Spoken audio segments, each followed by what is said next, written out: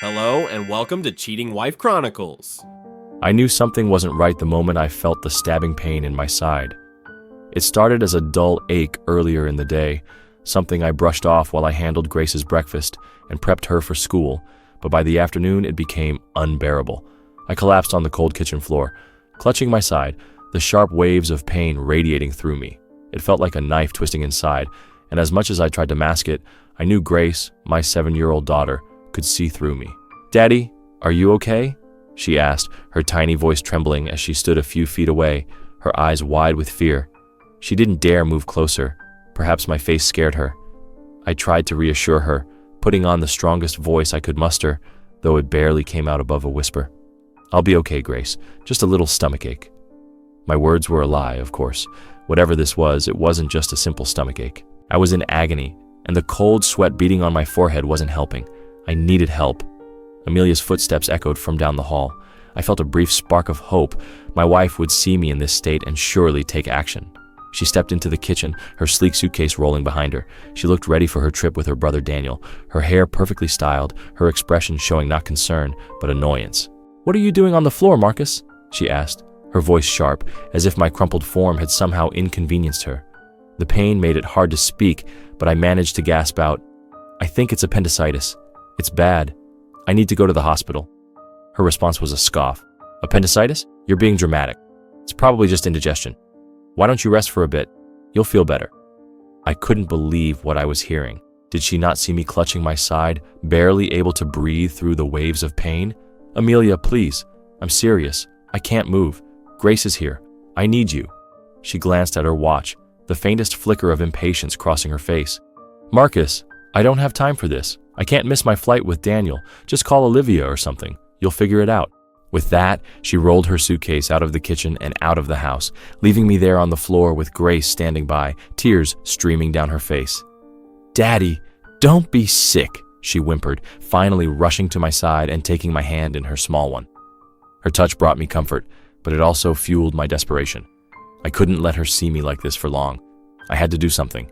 I fumbled for my phone with trembling hands, scrolling through my contacts until I found Olivia's name. My sister had always been there for me, and now I had no choice but to lean on her again. When she picked up, her voice was a mix of confusion and concern. "Marcus, what's going on?" "Olivia," I rasped, the effort to speak draining me. "I think it's appendicitis. I can't move, and Grace is terrified. Amelia, she left. I need help." There was a brief silence on the other end before her voice came back, steady and firm. "Stay right there. I'm coming now. Just hold on." The relief I felt at her words was immense, but it was quickly overshadowed by a wave of anger and hurt. Amelia had abandoned me when I needed her the most. The woman I thought would always be my partner, my support, had chosen her trip over me, over Grace. As I leaned back against the cold tile, clutching Grace's hand while we waited for Olivia, one thing became clear. This wasn't something I could just forget or forgive. Amelia's decision to leave me in this state spoke louder than any argument we'd ever had. It wasn't just about the pain in my side anymore. It was about the fracture in our marriage that I wasn't sure could ever be repaired. When Olivia arrived minutes later, rushing in and helping me to my feet, I felt a surge of gratitude for her. But even as she helped me into her car and drove us to the hospital, I couldn't shake the bitter truth Amelia's actions had revealed. I couldn't rely on her when it truly mattered, and that realization was a wound deeper than anything happening in my body. Lying in that hospital bed, staring at the sterile white walls and listening to the rhythmic beeping of the machines, I felt a strange mix of relief and anger. Relief because the surgery had been successful. My appendix had been on the verge of rupturing, the doctor said. If I had waited any longer, the situation could have been life-threatening. And anger because the person who should have been there for me, who should have rushed me to the hospital herself, wasn't. Amelia hadn't called, not once, not even to check if I was alive. My sister Olivia had stepped up without hesitation. She'd driven me to the hospital, stayed with Grace until my parents arrived, and even updated them on my condition while I was in surgery. She did everything Amelia should have done but didn't. When I woke up, Olivia was there by my side, looking worried but relieved to see me awake. "You scared us, Marcus," she said softly, her hand resting on mine. I smiled weakly, the effort exhausting. "Thanks for being here, Olivia. I don't know what I would have done without you." She smiled back, but it didn't reach her eyes. "Don't thank me. This is what family does. I don't understand why Amelia didn't stay. I mean, Marcus, this is serious. You could have... She stopped herself, shaking her head. Never mind. Her words hung in the air long after she left the room. I knew what she wanted to say. I'd been thinking it myself. Amelia's absence wasn't just a moment of poor judgment. It was a betrayal of the vows we took, of the promises we made to always stand by each other. The doctor came in later to check on me, explaining how close I'd come to a major emergency. I nodded along, but I wasn't really listening. My mind was stuck on Amelia. I replayed the moment in the kitchen over and over, her dismissive words like daggers in my chest. When my parents arrived with Grace, her face lit up the moment she saw me. She ran to my bedside, climbing up carefully so she could sit beside me. "Daddy, are you all better now?" she asked, her little hands gripping mine tightly. I pulled her into a hug, holding her as tightly as I could manage. "I'm getting there, sweetheart. I'll be okay." Her presence was comforting, but it also reminded me of the responsibility I had. I couldn't let her grow up in an environment where she learned that neglect and indifference were acceptable. My parents stayed quiet, but their faces spoke volumes. My mom, always so reserved, looked like she wanted to say something. My dad, on the other hand, was fuming. "Marcus, where's Amelia? Why isn't she here?" he finally asked, his voice low and controlled, though I could sense the anger simmering beneath. I hesitated. "She's away on a trip with Daniel." That was all it took for my dad to explode. "A trip? While you're in the hospital? Does she even know how close you came to—" "Dad, please," I interrupted, not wanting Grace to hear the argument brewing. "Let's not do this now." He looked like he wanted to argue, but my mom placed a hand on his arm, silently urging him to back down. The next few days were quiet. My parents took care of Grace while I recovered, and Olivia visited often to make sure I was okay. Amelia? Nothing. No calls, no texts, not a single sign of concern. I wanted to believe there was some explanation, some reason for her behavior. Maybe she was overwhelmed or didn't understand how serious my condition was. But deep down, I knew the truth. She had made a choice that day, a choice to leave me and Grace behind for her own convenience. By the time I was discharged and back home, the physical pain had dulled, but the emotional wound remained raw. Seeing Grace's face light up when I walked through the door was the only thing that made me smile. "Daddy, you're back!" she cried, running into my arms. "You're not sick anymore, right?" "I'm much better now," I said, holding her close. But even as I said it, I knew that better was a relative term. Physically, I was healing. Emotionally, I was unraveling. Amelia's absence during my time of need wasn't something I could just shrug off. It had left a mark, a deep cut that I couldn't ignore. As I tucked Grace into bed that night, I sat by her side, stroking her hair as she drifted off to sleep. I thought about the promises I had made to Amelia when we got married, about the family we were supposed to be building together. And then I thought about her suitcase rolling out of the kitchen, her dismissive words echoing in my ears. I didn't know what I was going to do yet, but one thing was clear. Something had to change. I couldn't keep living like this, half supported, half loved. Amelia had made her choice. Now I had to figure out mine. By the time Amelia returned from her trip, I thought I had prepared myself for the conversation we were about to have. I thought I'd worked through the anger and disappointment, but the moment the front door banged open and her voice filled the house, all those emotions came flooding back. "Marcus, why didn't you pick us up yesterday? Daniel and I had to spend extra on a taxi and train fares," she yelled, her frustration echoing down the hall. I was in the living room with Grace, helping her color a picture she'd been working on. Amelia stormed in, her suitcase trailing behind her, Daniel right on her heels. Both of them looked indignant, as if I'd somehow wronged them. I stood up slowly, my body still recovering from the surgery. "Welcome back," I said, my voice cold and steady. "Must have been a tough trip." Amelia stopped in her tracks, her expression shifting to surprise at the tone in my voice. "What's with the attitude?" she demanded. I couldn't hold it back any longer. "Attitude? Amelia, while you were off enjoying your trip, I was in the hospital. I nearly died." My voice was calm, but the anger simmered just below the surface. Her eyes widened slightly, but she quickly recovered, brushing me off with a wave of her hand. "You're fine now though, right? It couldn't have been that serious." I felt something snap inside me. "Not that serious? My appendix was about to rupture, Amelia. If it weren't for Olivia, I don't even know if I'd still be here. And where were you? On a trip with your brother, acting like I don't even exist." "Daniel, usually so smug and confident, shifted uncomfortably. "Hey man, don't bring me into this. I didn't know anything about—" I cut him off with a glare. "You didn't know because she didn't care enough to tell you. You both abandoned me when I needed you the most." Amelia's face reddened. "You're being dramatic. You always make a big deal out of nothing."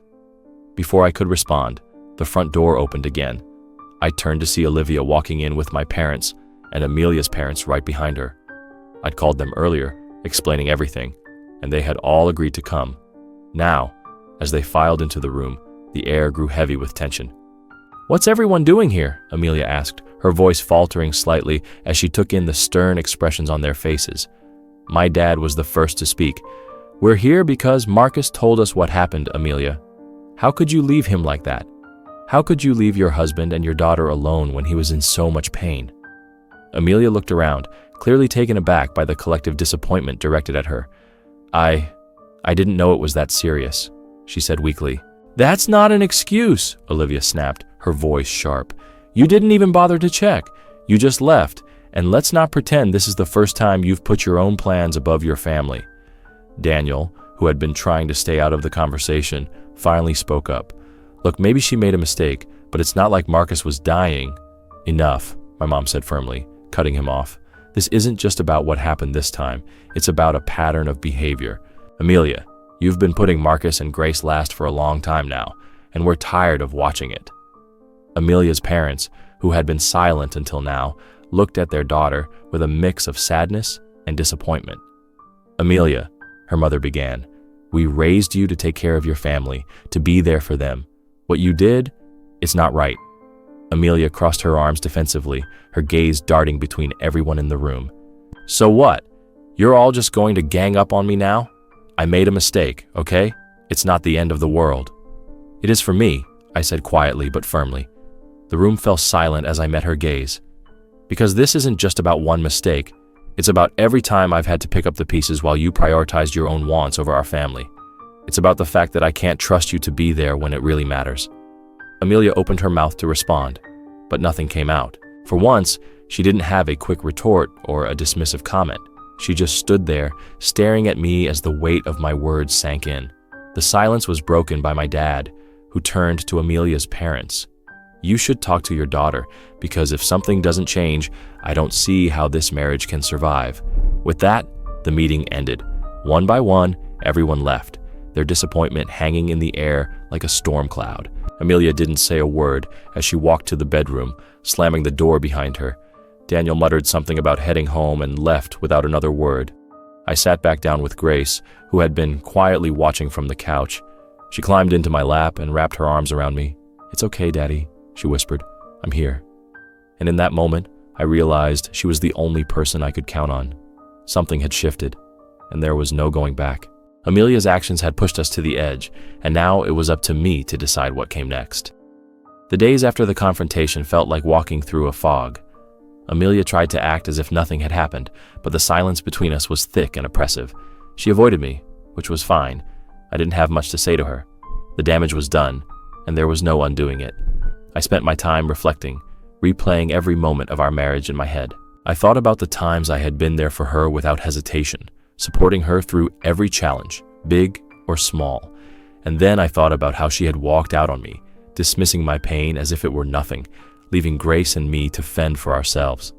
It wasn't just one moment of neglect.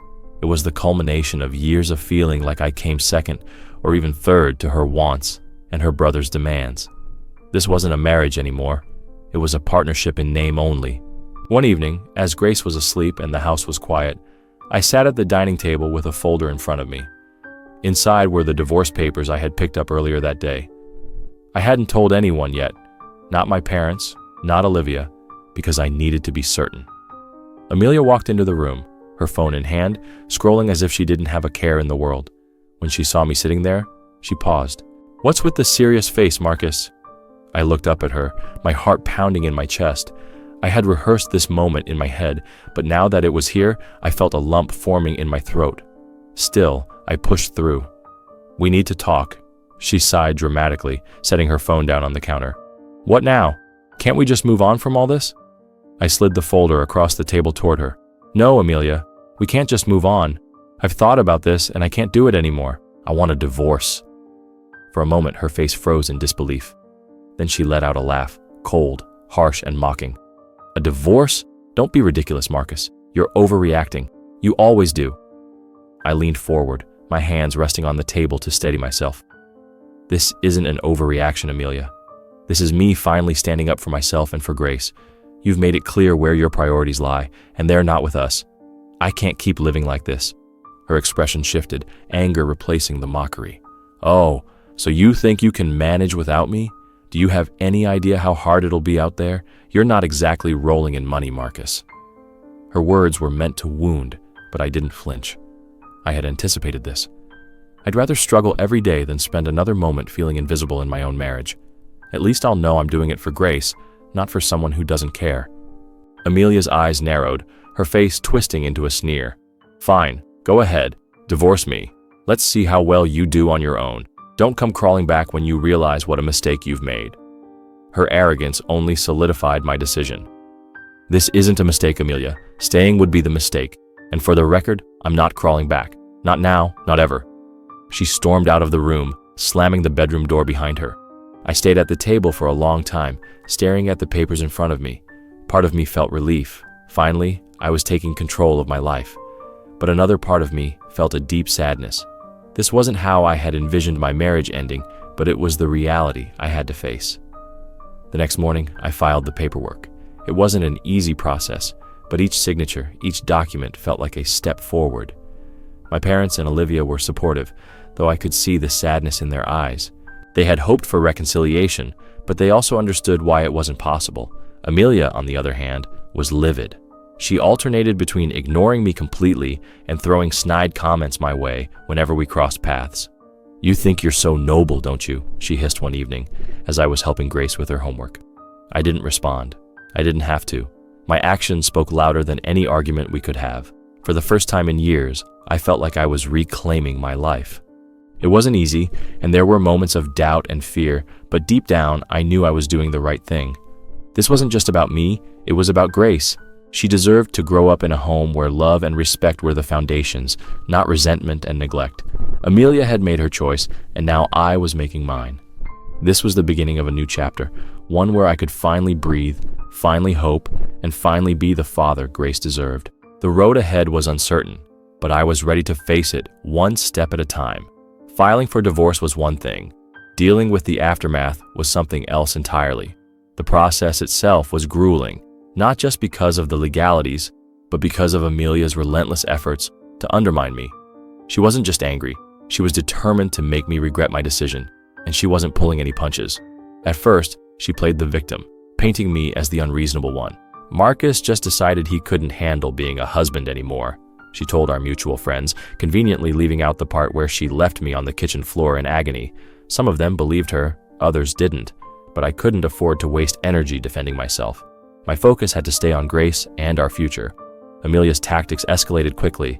She became dismissive during mediation meetings, shrugging off agreements and refusing to compromise on anything. "I want the house," she declared during one of the first sessions, her tone cold and final. "You can find somewhere else to live." I didn't argue. I wasn't about to fight for a house that no longer felt like a home. My priority was ensuring stability for Grace, not clinging to material things that had lost their meaning. But her next move was harder to stomach. "You're not fit to have full custody," Amelia announced during another meeting, her words sharp and calculated. "You can barely manage on your own, and Grace needs consistency." Her audacity stunned me. The same woman who had left me to fend for myself during a medical emergency was now questioning my ability to care for our daughter. "Amelia," I said, keeping my voice as steady as I could, "Grace needs someone who puts her first. That's never been you." The mediator tried to keep things civil, but it was clear that Amelia wasn't interested in resolution. She wanted to punish me. Every comment, every demand was designed to push me to my breaking point, but I refused to give her the satisfaction. Instead, I leaned on the support system I'd always had, my parents, Olivia, and even a few close friends who saw through Amelia's facade. Olivia became my rock during this time, helping me navigate the legal maze and reminding me of why I was doing this. "Don't let her wear you down," she said one evening as we worked through paperwork at my kitchen table. "You're stronger than she thinks." I clung to those words during the hardest moments, like the day Amelia decided to involve Grace. "Daddy wants to take you away from me," she told her, tears streaming down her face in a performance worthy of an Oscar. Grace, confused and scared, came to me later that evening. "Daddy, is that true? Do you want me to live with you and not Mommy?" Kneeling in front of her, I held her hands and looked into her wide, innocent eyes. "Sweetheart, I want you to be happy and safe. That's all I've ever wanted. No matter what happens, I'll always be here for you." It wasn't easy watching Grace try to make sense of the situation, but I knew I had to remain patient and steady for her sake. The divorce wasn't just about ending a marriage, it was about creating a healthier, more stable life for my daughter. As the weeks turned into months, Amelia's facade began to crack. Her arrogance gave way to frustration as she realized I wasn't backing down. The community started to take notice too. Stories of her neglect and selfishness began to circulate, thanks to Olivia and a few well-placed conversations. Amelia had always cared about appearances, and now those appearances were crumbling. Despite everything, I stayed focused on moving forward. I found a smaller, cozier place for Grace and me, a rental that felt more like a fresh start than the house ever had. I also began building a routine that gave Grace the consistency she needed. School drop-offs, homework sessions, bedtime stories. These small moments became the foundation of our new life, a reminder of what I was fighting for.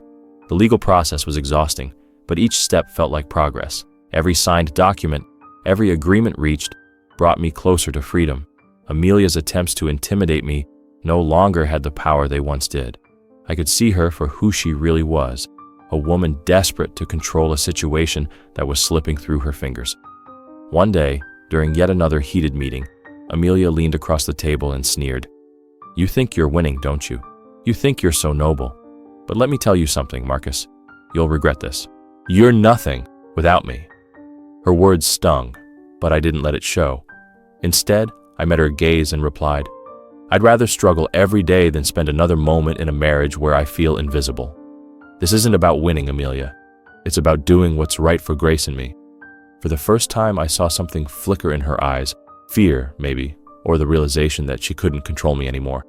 Whatever it was, it didn't last long. She quickly masked it with a scoff and leaned back in her chair, but I knew I'd struck a nerve. The divorce wasn't finalized yet, but I could feel the tide shifting. I was no longer the man who lay on the kitchen floor, desperate and powerless. I was reclaiming my life, one hard-fought step at a time. The road ahead was still uncertain, but for the first time in years, I felt like I was walking towards something better. The shift in Amelia's demeanor was subtle at first, small cracks in her confidence that were easy to miss.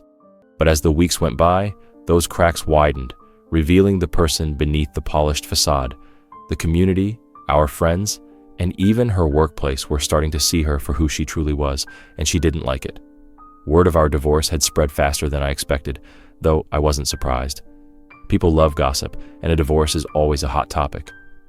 Olivia had been instrumental in setting the record straight whenever Amelia tried to twist the narrative. She didn't sugarcoat anything. She told anyone who asked how Amelia had abandoned me during a medical emergency and prioritized her own trip over her family. At first, Amelia brushed it off, convinced she could charm her way out of the situation. She'd been good at that for years, winning people over with her wit and charisma. But this time it wasn't working. Her colleagues began to notice her irritability and short temper. Friends who once admired her started distancing themselves, their smiles becoming polite but strained. Amelia's brother Daniel wasn't faring much better. The two of them had always been thick as thieves, but even their bond was showing signs of strain. One evening, while picking Grace up from a play date, I overheard them arguing outside his apartment. "You're the reason everything's falling apart," Daniel shouted, his voice loud enough for the entire block to hear. "Oh, don't you dare blame me," Amelia snapped back. "You were there too. Don't act like you're innocent in all this."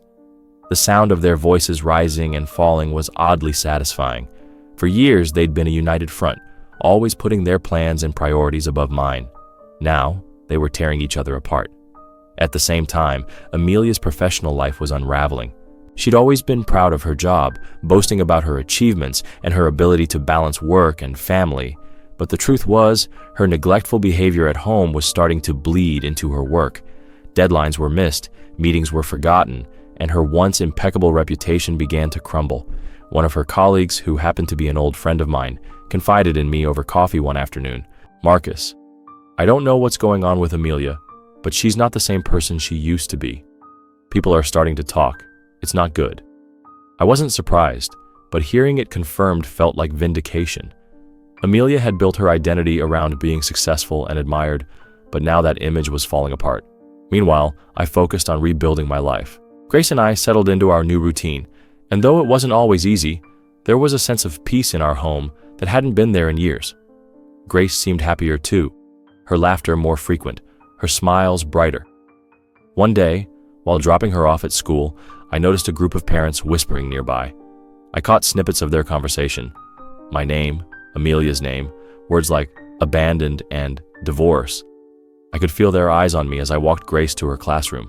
It stung, but not as much as I thought it would. Let them talk, I told myself. They didn't know the full story, and even if they did, their opinions didn't matter. What mattered was Grace and the life I was building for us. Amelia, on the other hand, wasn't handling the judgment as well. She'd always cared deeply about what people thought of her, and now she couldn't escape the whispers and sidelong glances. Her once loyal friends were avoiding her, and even her parents seemed distant. One evening, while Grace was at Olivia's house, I drove past Amelia's place and saw her and Daniel arguing again, this time in the driveway. Their voices were muffled, but their body language said it all. Accusations, frustration, blame. The two people who had once been so united were now at each other's throats, each trying to shift responsibility for the mess they created. The following week, I heard through the grapevine that Amelia had been demoted at work. Her boss had apparently grown tired of her declining performance and decided it was time for a change. For someone like Amelia, whose identity was so tied to her career, it was a devastating blow. I didn't feel sorry for her, not anymore. She had made her choices, and now she was facing the consequences. The final nail in the coffin came during a school event. Grace's teacher had invited parents to join a small celebration in the classroom. Amelia showed up late, looking frazzled and out of place. When she tried to engage with the other parents, they offered her polite smiles but quickly moved on. I stood near the back, watching as she realized the warmth and admiration she'd once received were gone. She caught my eye, her expression a mix of anger and sadness. But I didn't look away. I wanted her to see that I wasn't the same man she had dismissed and belittled. As Grace and I walked out together, she hugged my leg and looked up at me. "Daddy, I'm glad you were here," she said with a bright smile. "I'll always be here, sweetheart," I replied, lifting her into my arms. Amelia had spent years tearing me down, but now she was the one crumbling. And though I wasn't one to celebrate someone's downfall, I couldn't deny the sense of justice in seeing her finally face the consequences of her actions. She had made her choices, and now so had I. The first morning in our new place felt surreal. The house was smaller, cozier, but it already felt more like a home than the one I'd left behind. Grace was still asleep, curled up in her new bed, while I stood in the kitchen sipping coffee and looking around. The silence was different here, not oppressive like before, but peaceful. It was the sound of a fresh start. Rebuilding my life after the divorce wasn't easy. I had to let go of the anger, the resentment, and the frustration that had built up over the years. I had to focus on what mattered most. Grace. She was my anchor, the one constant in all this chaos, and I was determined to give her the stability she deserved. The first big step was finding a job. I'd been out of the workforce for years, relying on Amelia's income while I focused on raising Grace. Now I had to step up. My resume wasn't exactly impressive. It had gaps that couldn't be ignored, but I was willing to work hard and prove myself. After weeks of searching and countless interviews, I landed a position at a small accounting firm. The owner, Clara, was a single mother herself, and she understood the challenges I was facing. "We'll take it one step at a time," she said during my final interview. "You'll find your rhythm, and we'll be here to support you." The job wasn't glamorous, but it was steady, and the environment was welcoming. I worked hard, learning as much as I could, and over time I started to feel confident again. I wasn't just surviving, I was building something meaningful for Grace and me. Grace, for her part, adapted quicker than I expected. She loved our new neighborhood, especially the park just a block away. She made friends easily, her laughter filling the air as she played on the swings or chased butterflies. Seeing her happy reminded me why I was doing all this. One evening, as we sat on the living room floor eating pizza, Grace looked up at me and said, "Daddy, I like it here. It feels like home." Her words brought tears to my eyes. I leaned over and kissed her forehead. "I'm glad, sweetheart. This is our home now. Of course, not everything was perfect. The whispers and gossip in the community hadn't stopped. At school drop-offs and pickups, I could feel the judgmental stares and hear the hushed conversations. "That's Marcus," they'd say. "You know, the one who got divorced. His wife left him." It hurt, but I refused to let it affect me. Grace needed me to be strong, and I wasn't about to let small-minded people bring me down. Olivia, as always, was my biggest cheerleader. She'd call me after hearing some new rumor and laugh it off. "Let them talk," she'd say. "You're doing great, and that's all that matters." Amelia's downfall continued, though I tried not to dwell on it. I heard from mutual acquaintances that her workplace had demoted her, and she was struggling to maintain the lifestyle she'd once flaunted. Daniel had distanced himself from her, and even her parents were less involved in her life. She was becoming a shadow of the person she once was. One day, while picking Grace up from school, Amelia showed up. She looked worn out, her usual polished appearance replaced with tired eyes and a forced smile. Grace ran to me first, hugging me tightly before turning to her mother. "Hi, Mommy," she said hesitantly. Amelia knelt down and hugged her, but the interaction felt strained. She glanced at me, her expression unreadable. "Marcus, can we talk?" she asked quietly. I nodded, stepping to the side while Grace played nearby. "What's on your mind?" I asked, keeping my tone neutral.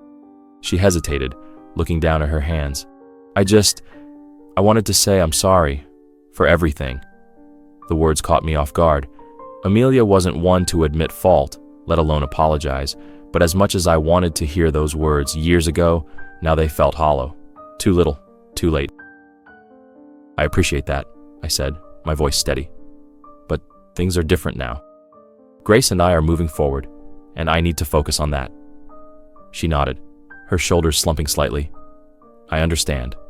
As she walked away, I felt a strange mix of emotions: relief, sadness, and closure. For the first time, I truly felt like I was leaving the past behind. In the weeks that followed, life settled into a new rhythm. Work became more fulfilling as I grew in my role, and Grace thrived in her new environment.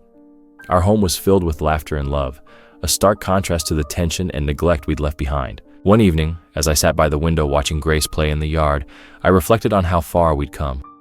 The road had been tough, filled with pain and uncertainty, but it had led us here, to a place of peace and hope. I wasn't the same man I'd been when this journey began. I was stronger, more confident, and finally free to build the life Grace and I deserved. Rebuilding a life from the ground up isn't easy, but it's worth it. And as I watched Grace's laughter fill the air, I knew I'd made the right choice. We were finally home.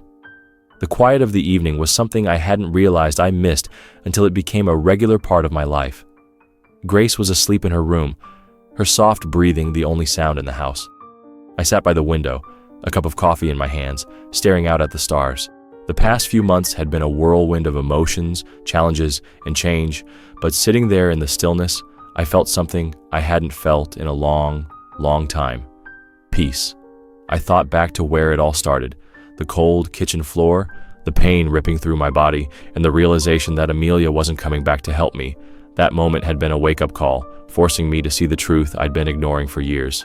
Our marriage had been crumbling for a long time, but I'd convinced myself that things would get better. They never did. It wasn't just about Amelia leaving me in that moment of need. It was about the countless other times she prioritized herself, her brother, or her career over our family. It was about the dismissive remarks, the indifference, and the way I always felt like an afterthought. I had spent so much time trying to hold everything together that I hadn't realized how much of myself I'd lost in the process. But now, sitting here in this small, cozy home, with Grace sleeping peacefully in the next room, I realized how far I'd come. I wasn't the man who had begged for scraps of attention or understanding. I wasn't the man who had settled for being invisible in his own marriage. I was someone new, someone stronger. The road to this point hadn't been easy. The divorce proceedings had been brutal, with Amelia fighting me every step of the way. She had tried to tear me down, questioning my ability to parent Grace, mocking my decision to leave her, and spreading lies to anyone who would listen. But through it all, I held firm, not because it was easy, but because I knew what I was fighting for, a better life for Grace and me. And now, here we were, living that better life. It wasn't perfect. There were still whispers and judgment from the community, And there were days when the weight of it all felt like too much. But every time I saw Grace's smile, heard her laugh, or watched her thrive in our new environment, I knew I'd made the right choice. Reflecting on Amelia's downfall, I couldn't help but feel a sense of vindication. She had always been so sure of herself, so convinced that she was untouchable, but the cracks in her facade had been exposed, and now she was the one struggling to keep up appearances. I didn't revel in her pain, but I couldn't deny the satisfaction of seeing her face the consequences of her actions. Still, this wasn't about her anymore. It was about me, about Grace, and about the life we were building together. I thought about all the little victories we'd had in the past few months. Grace making new friends at school, my first paycheck from my new job, the nights we spent curled up on the couch watching movies. These moments, as small as they seemed, were everything. They were proof that we could move forward, that we could find happiness and stability on our own. As I sat there, I felt a wave of gratitude wash over me. For Olivia, who had been my rock through all of this. For my parents, who had stepped in when I needed them the most. For Grace, whose resilience and joy reminded me of why I was fighting so hard. And even for myself, for finding the strength to leave a toxic situation and start over. I took a deep breath, letting the cool night air fill my lungs. The future was still uncertain, but for the first time in a long time, that didn't scare me. If I could survive everything I'd been through, Amelia's betrayal, the grueling divorce, the whispers and judgment, I could handle whatever came next. The sound of Grace stirring in her room pulled me out of my thoughts. I set my coffee cup down and walked to her door, peeping inside. She was still asleep, her face peaceful, and her tiny hand clutching the edge of her blanket. I smiled, my heart swelling with love and determination. This was what mattered, not the past, not the whispers, not Amelia's attempts to tear me down. Grace was my priority, and everything I did from here on out would be for her. She deserved a father who was present, loving, and strong, and I was determined to be that father. As I turned off the light and closed her door, I felt a sense of closure. The chapter with Amelia was over, and a new one was beginning. It was a chapter I would write on my own terms, filled with hope, love, and resilience. The road ahead might still have challenges, but I was ready to face them. For the first time in years, I felt like I was in control of my own story, and this time, I was determined to make it a good one. It started with a knock at the door late one afternoon. I wasn't expecting anyone, and Grace was at Olivia's house for the weekend, giving me a rare moment of peace. I opened the door, and there she was, Amelia. For a moment, I was stunned. She looked nothing like the woman I had once married. Her usual confident demeanor was gone, replaced by slumped shoulders and tired eyes. "Marcus," she began, her voice quieter than I had ever heard it. "Can we talk?" I hesitated, unsure of what to do. Part of me wanted to close the door in her face and be done with it, but another part of me, the part that once loved her, wanted to hear her out. Against my better judgment, I stepped aside and let her in. Amelia walked into the living room, glancing around as if seeing it for the first time. The simplicity of the space seemed to throw her off, but I didn't offer any explanation. I stayed standing, waiting for her to speak. She finally turned to face me, her hands clasped tightly in front of her. "I've been thinking a lot about everything that's happened," she started, her voice trembling slightly, "and I realized I owe you an apology. For everything." I crossed my arms, keeping my expression neutral. "What exactly are you apologizing for, Amelia?" She swallowed hard, looking down at the floor. "For abandoning you when you needed me. For not being the wife or partner you deserved. For putting my own needs first. I was selfish, Marcus, and I see that now." Her words hung in the air, but they didn't have the impact she probably thought they would. Months ago, I might have clung to them, desperate for her to finally acknowledge the pain she caused. But now they felt hollow, too late, too rehearsed. "Why now?" I asked, my tone steady. "Why are you apologizing now, Amelia? Because you've truly changed, or because you've realized the life you built is falling apart?" She flinched, my words clearly hitting their mark. It's not like that," she said quickly, but the hesitation in her voice betrayed her. I miss us. I miss what we had." I shook my head, letting out a bitter laugh. "What we had, Amelia? We haven't had anything real in years. You made sure of that every time you dismissed me, every time you put yourself and Daniel above Grace and me." She took a step closer, her eyes pleading. "I know I messed up, Marcus, but I want to make things right. For Grace. For us." I could feel my anger rising, but I forced myself to stay calm. "Make things right?" I repeated.